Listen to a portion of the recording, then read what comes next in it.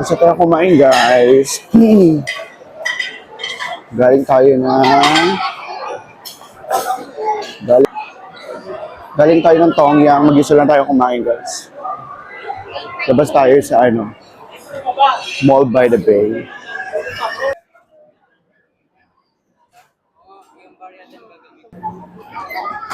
Kaya ba ko niyan, kuya? Thank you.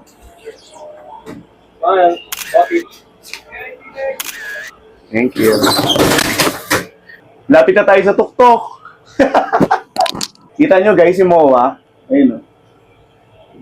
What if mag-brown out? What if maubos yung gasolina? Thank you, kuya. Pwede ko i-adobo yung duck?